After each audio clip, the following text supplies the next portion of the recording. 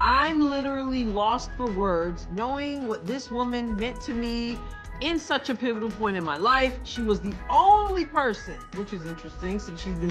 He didn't pay some bills, baby. I just hope y'all know the WNBA don't pay my bills at all. I don't even think that pays one of my bills. Literally. I'm trying to think of like my rent for what I said. Angel Reese has just demonstrated that being cheap isn't merely a personality trait. It's a deliberate lifestyle choice, and she's embracing it fiercely during her basketball offseason. She decided that a little extra money was worth completely tarnishing her image, prompting her to pursue a bold career path. I'm a beautiful girl. Like, I'm a beautiful woman. I've been posting pictures in my bikini. I got a nice body and I work hard for it. And if I want to post a picture in my bikini, I should be able to without being sexualized. From the very beginning, it was clear that her main ambitions were fame and fortune, no matter where they originated. Just last night, she was spotted at a strip club with Cardi B, sealing a daring modeling contract that left everyone speechless for all the wrong reasons. I've got all the juicy details, so let's jump right in.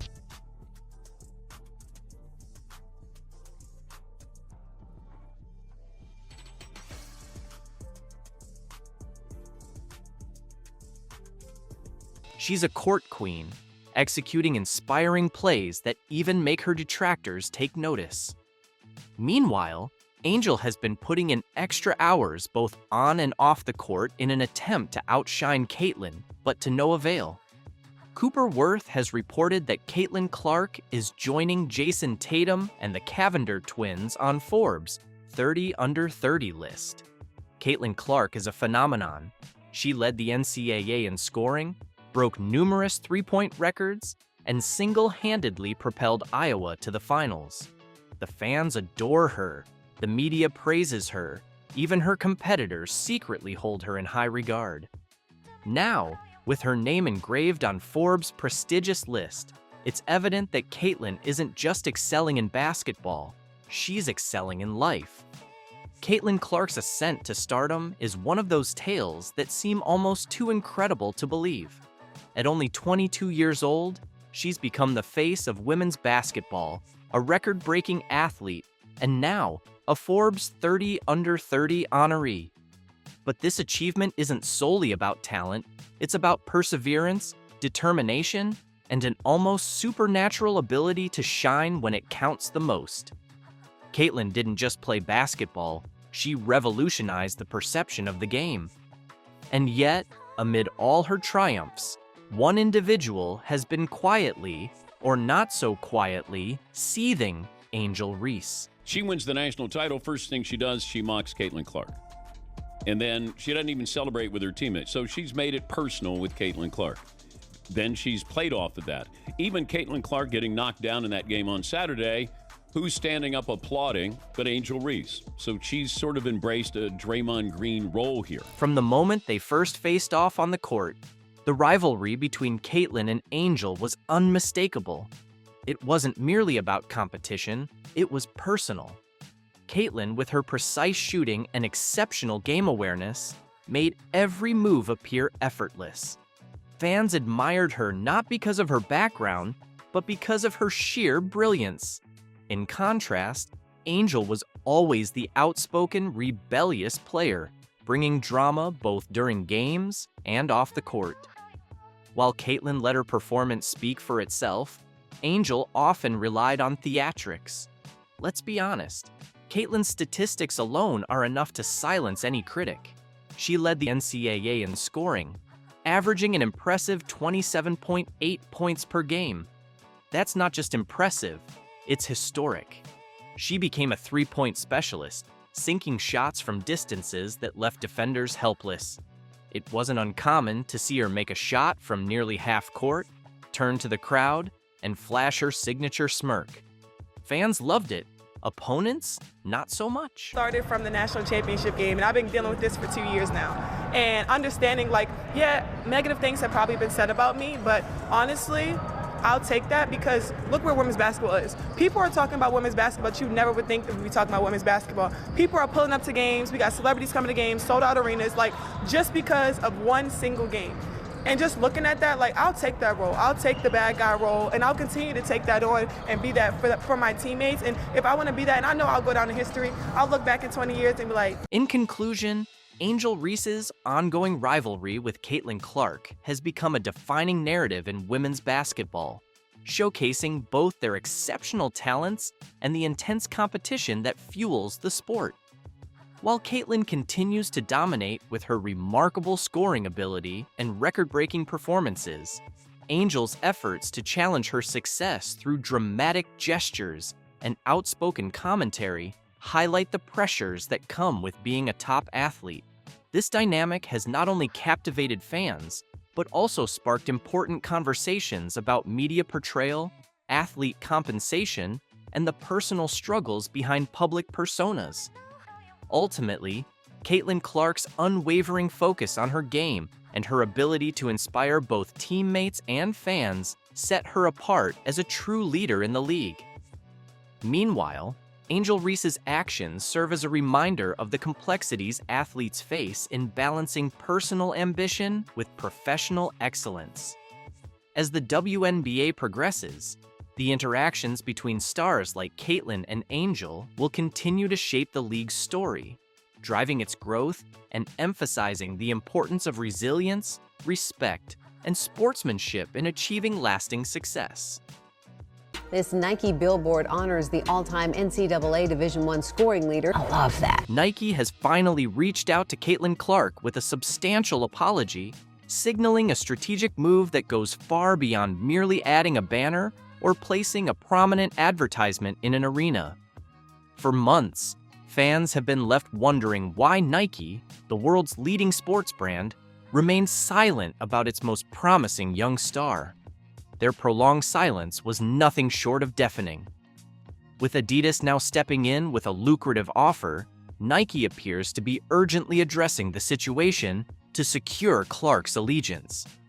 The pressing question is whether Nike's apology is heartfelt or simply a reactive measure to prevent losing Clark to a competitor. This unfolding drama not only highlights the fierce competition within the sports apparel industry, but also sets the stage for Clark's potential dominance in the WNBA. Nike struck absolute gold when they signed Caitlin Clark to an 8-year, $28 million endorsement deal. So why in the world? Caitlin Clark, women's basketball's breakout star, had an extraordinary season. She propelled her team to new heights, shattered multiple records, and captivated audiences with her electrifying play style, establishing herself not just as a player, but as a true game changer. With Nike securing her with a substantial contract, expectations soared that her first playoff game would become the most watched WNBA playoff event since 2000, potentially drawing 1.84 million viewers. However, reality fell short of these lofty expectations. And with that, Nike has not done one thing to promote her. We have not seen any commercials, we have not seen any ads, we have not seen any Caitlin Clark merchandise, and we for sure as hell have not seen any Caitlin Clark. For months, Nike did little to promote Caitlin Clark.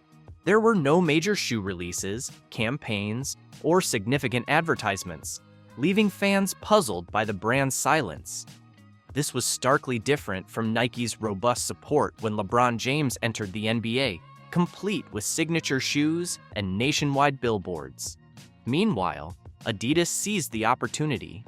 Rumors emerged that Adidas was ready to offer Clark a $30 million deal, positioning her as the face of women's basketball, much like LeBron for men's.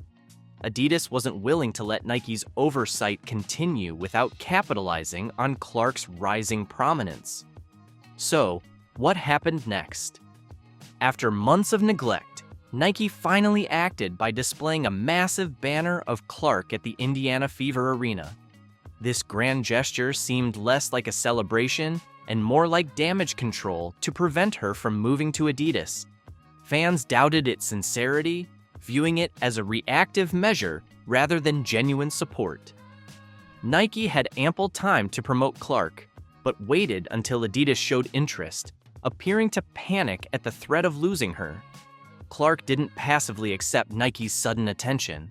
She attended Nike's event and delivered a powerful speech about the future of women's basketball, emphasizing the sport's growth, increasing viewership, and the importance of national television coverage. Her upcoming signature shoe, modeled after Kobe Bryant's legendary line, signifies more than personal achievement. It represents Nike's attempt to finally invest in women's basketball. However, the delay has left fans skeptical about Nike's true intentions. Nike has a history of prioritizing male athletes over female counterparts, evident in their treatment of LeBron James and Kevin Durant compared to Serena Williams or Diana Taurasi. If Clark were a man, Nike would have undoubtedly invested in her from the start.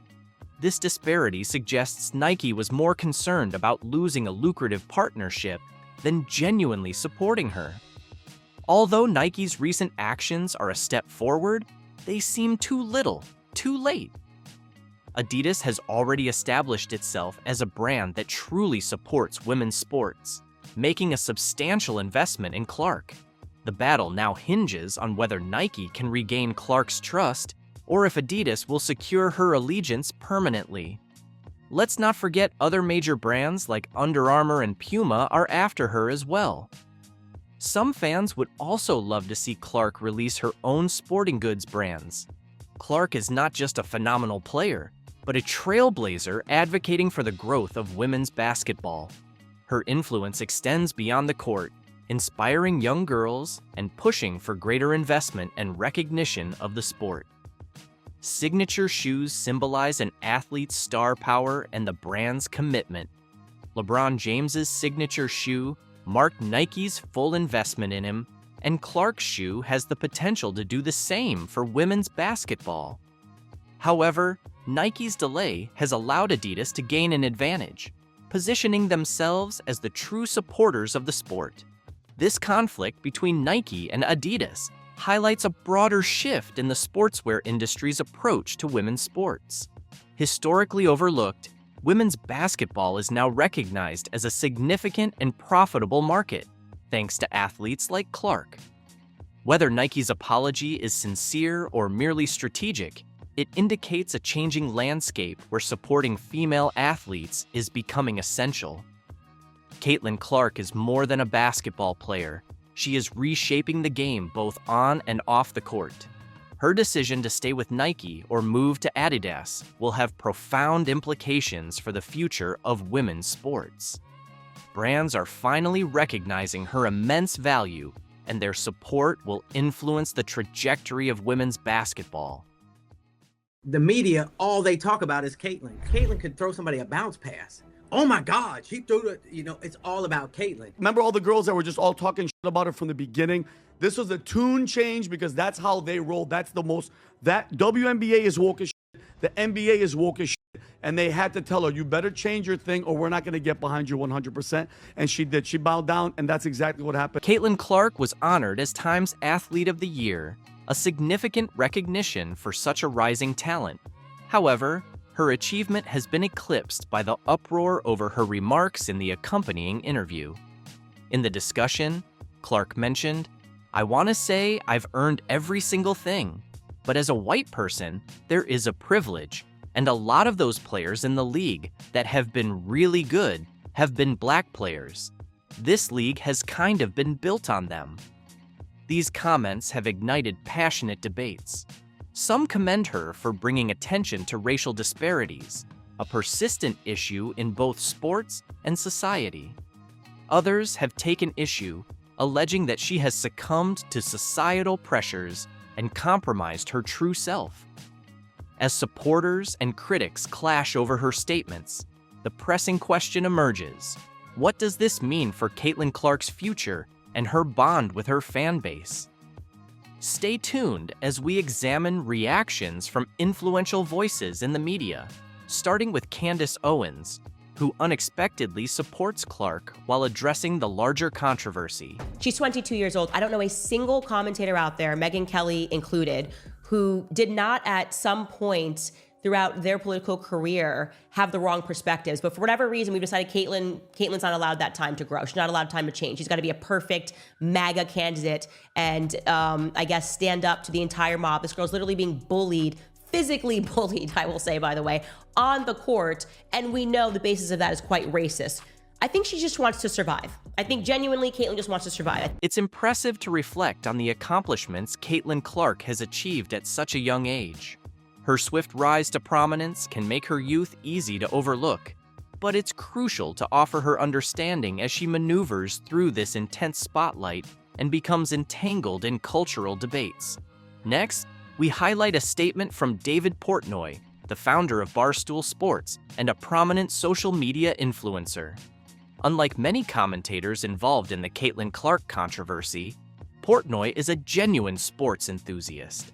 He shared his honest opinions in an informal rant posted on his Instagram and Twitter, providing his perspective on both Clark's remarks and the public's reaction to them. Caitlin Clark's popularity has absolutely nothing to do with the color of her skin. Anybody who has actually watched women's basketball or watched basketball and watched Caitlin knows she plays totally different than any woman before her. Portnoy disputes the claim that Caitlin Clark's achievements are solely the result of white privilege, highlighting the indisputable truth that her remarkable basketball talent set her apart. Her extraordinary level of play is the genuine reason she is hailed as the leading figure in women's basketball today, potentially the greatest in the sport's entire history. Portnoy also addresses the problem of commentators engaging in the debate without being true basketball enthusiasts. He emphasizes how voices from all sides of the cultural conflict are capitalizing on Caitlin Clark's fame, using her as a symbol for agendas she doesn't actually support. This misrepresentation has caused her words and character to be distorted by those eager to shape the narrative to fit their own perspectives. All the people who are like co-opting this, who aren't real basketball fans, who aren't real Caitlin Clark fans, are like, oh, the woke mob got to her. She's now saying her success is because of the skin and she has privilege. First of all, she didn't say she had that. She said she earned everything she got. But what do you want Caitlin Clark to do? Portnoy further elaborates on his viewpoint, indicating that the circumstances surrounding Caitlin Clark's remarks significantly influence her decision to address such issues. He contends that her statements are more of a deliberate tactic to navigate the complexities of her WNBA career rather than a sincere political position. According to Portnoy, Caitlin's main objective is to steer clear of divisive debates, choosing instead to avoid controversy and focus on her performance on the court. She plays in a league that is predominantly African American, and she wants to maybe show up at work and not have people hate her. She wants the league to be successful. The more successful, more stars, the better it is for her and everybody in the league. This backlash of Caitlin turned on the league and Caitlin is woke and Caitlin is this. You fuckers are crazy. And that's what I hate. This, for Caitlin, has never been about politics, never been about race. The controversy surrounding Caitlin Clark may be increasing her visibility and online presence, but it's evident that she prefers to steer clear of the limelight it brings. Naturally humble, Clark has never sought to become a political icon. Her unwavering dedication has always been to basketball. It's her passion, her strength, and the reason she earned the title of Time's Athlete of the Year. Although the debates and discussions surrounding her have certainly amplified her fame, perhaps it's time to let her shine in her true element, performing basketball at an exceptional level. This sentiment was echoed by the legendary sportscaster Dan Patrick, who encouraged everyone to simply admire greatness when it's right before us, as it is with Caitlin Clark. With decades of experience in sports, Patrick recognizes how rare and transient moments of brilliance can be. He highlights just how unique and generational Clark's talent is, urging us to appreciate her presence in the game instead of criticizing her. Can't we just acknowledge Caitlin Clark changed the WNBA? That's it. It's okay. You want to throw in Angel Reese. You want to throw the memory of Cheryl Miller or Cynthia Cooper. Like, it's a win. We got to... Just, this is a unique moment. Caitlin Clark did for the WNBA what Wayne Gretzky did for the NHL when he went to the LA Kings. There's no need to politicize every action a public figure takes. Sometimes, we should pause to appreciate the qualities that made them outstanding from the start. Acknowledging Caitlin Clark for her exceptional athletic prowess doesn't detract from other athletes. Dan Patrick highlights this idea, encouraging us to honor greatness for what it truly represents. It's okay. Take a victory lap. You don't have to go, oh my God, these people are mad, or this person's mad, or this group is mad. Caitlin Clark changed the WNBA. It's okay. It's okay to say that. You're not diminishing what the founding, fathers of the WNBA did. You're not. She's the Time Person of the Year. In summary, Caitlin Clark's remarkable achievements at a young age have firmly established her as a standout star in women's basketball, culminating in her recognition as Time's Athlete of the Year. However, her success has not been without controversy, particularly regarding her comments on privilege and race, which have ignited a heated debate among fans and critics alike. David Portnoy has emerged as a key voice in her defense, emphasizing that Clark's extraordinary talent is the true foundation of her acclaim and criticizing those who exploit her fame for ulterior motives. Meanwhile, legendary sportscaster Dan Patrick echoes the sentiment that Clark should be celebrated for her unparalleled basketball skills, rather than being entangled in political discourse. As the discussions continue, the overarching message remains clear. Caitlin Clark deserves to be appreciated for her exceptional abilities on the court, allowing her to shine without the burden of unnecessary politicization. Moving forward, it is essential to honor her contributions to the sport and support her journey, recognizing that her brilliance is what truly makes her a deserving Athlete of the Year. Most of the fans of the basketball player are fans of the sport of basketball. But yeah, if you guys thought that people weren't going to care, 1.7 million views. Have you caught the newest training clip from Caitlin Clark, released by the Indiana Fever? It's absolutely exploded online, amassing nearly 2 million views within just 24 hours. But here's the kicker: almost immediately, Angel Reese's PR team dropped her own training video.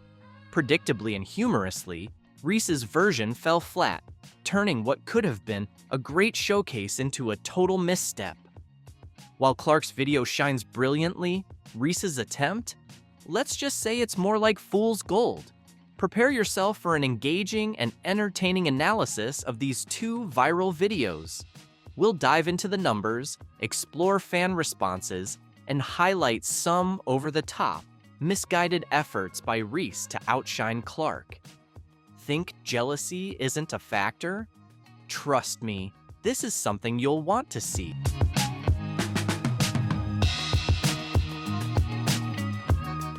Isn't it amazing how every time Caitlin Clark does literally anything, the internet goes into a frenzy? Her most recent workout video has everyone talking, and for good reason. Let's dive into this clip that ignited social media, racking up 2 million views in just 24 hours. It's truly gone viral. But what makes this video so noteworthy? It's not merely Clark displaying her skills. It serves as a comprehensive guide to self-improvement. If you guys saw this workout has gotten a lot of people excited for Caitlin Clark because she is like directly working on her weaknesses, which I think is a good look, honestly. I think that's a really, really good look for her because, again, when we're seeing somebody working on their weaknesses and not the glamorous weaknesses. The video highlights 3 primary areas that Clark is concentrating on. First up is ball handling in confined spaces. While Clark is already exceptional with the basketball, she led the league in turnovers last season. This was mainly because opponents weren't accustomed to her extraordinary passes, though her turnover rate improved after the Olympic break. Additionally, she often faces double and triple teams, creating intense ball pressure. By enhancing her ability to maintain control under such pressure, she's directly tackling this challenge.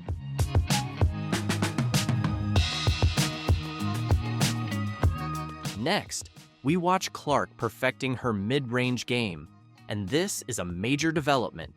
While everyone recognizes her signature three-pointers and her prowess at finishing at the rim, she impressively shot 62% from under 5 feet last season. Her mid-range shot has been the missing link in her offensive toolkit.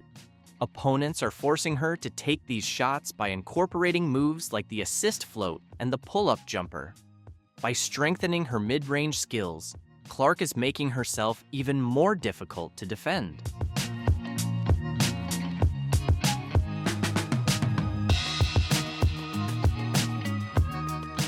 Lastly, the video highlights Clark's dedication to finishing through contact.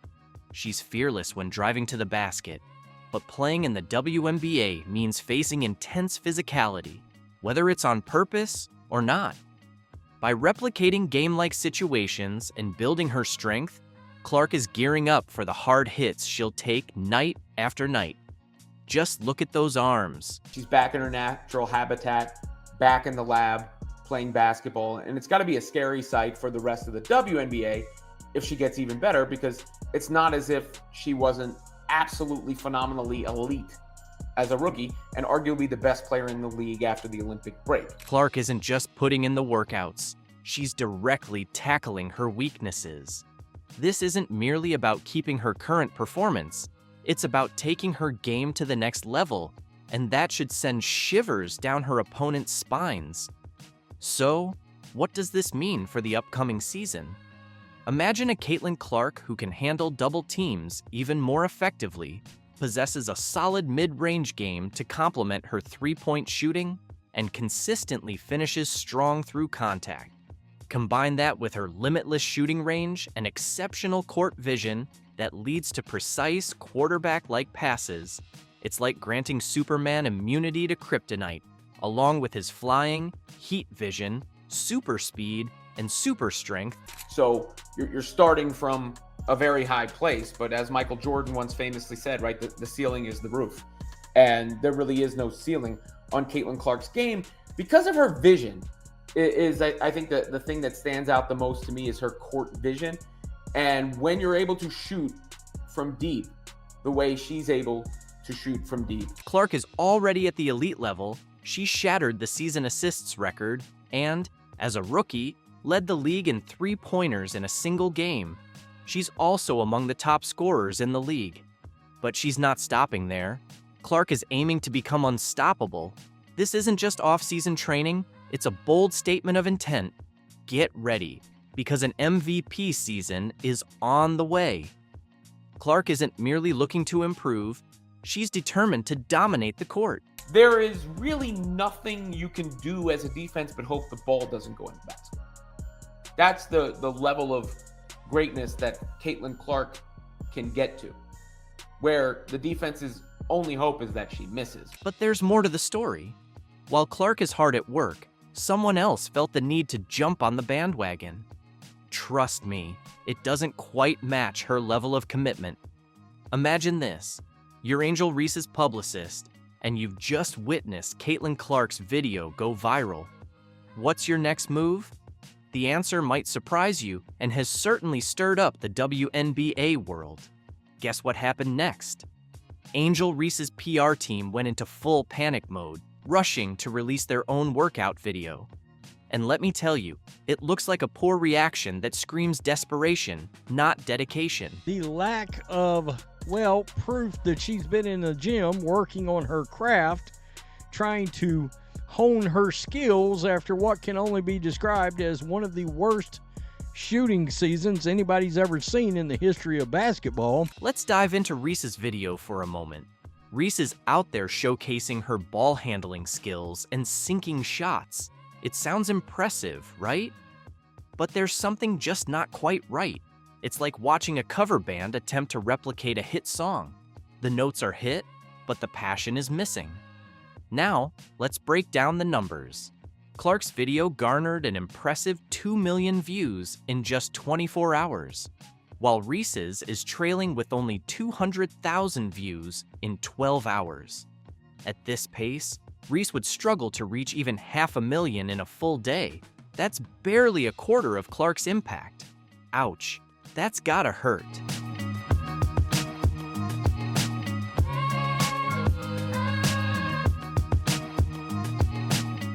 But here's what's really getting people talking.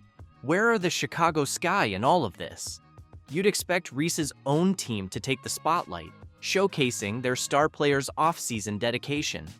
Instead, we're hearing nothing from the Sky and only seeing a hastily put-together video from Reese's PR team, and let's be honest, nobody's impressed.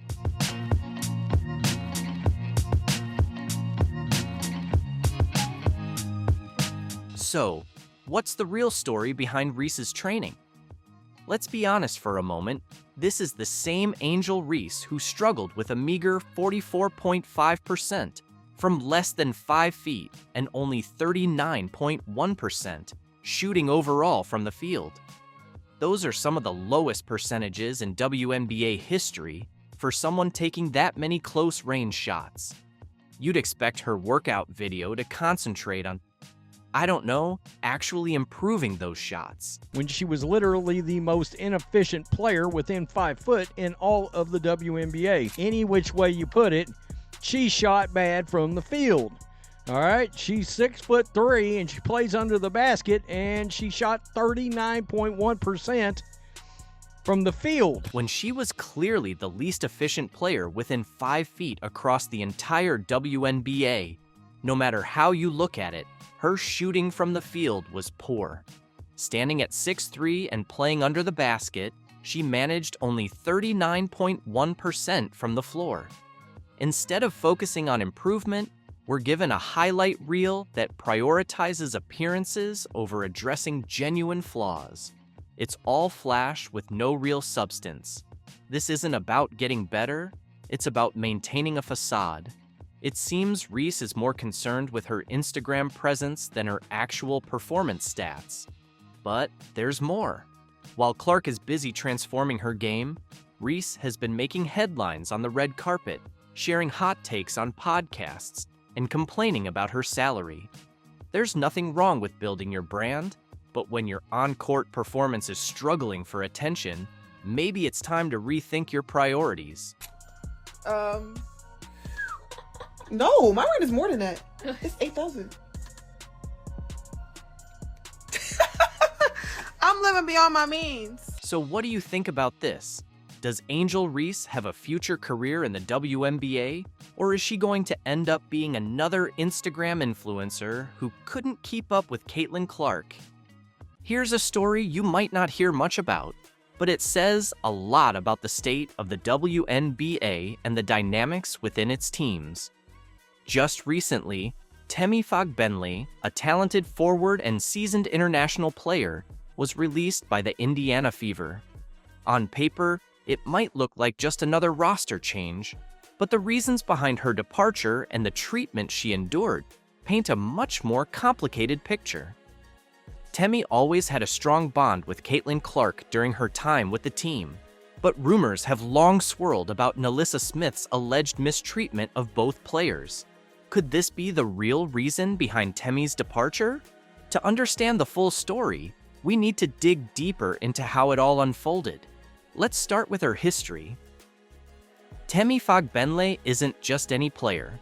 Born in Baltimore, raised in the UK, and a Harvard graduate, she's had a storied career both on and off the court. Internationally, she's represented Great Britain with distinction, even leading her national team to historic finishes in European competition. In the WNBA, she's been a reliable presence, known for her versatility, defense, and ability to contribute in key moments. She's played for the Minnesota Lynx in the past, where she won a championship in 2017 and brought that same winning mentality to the Fever. So why was she released?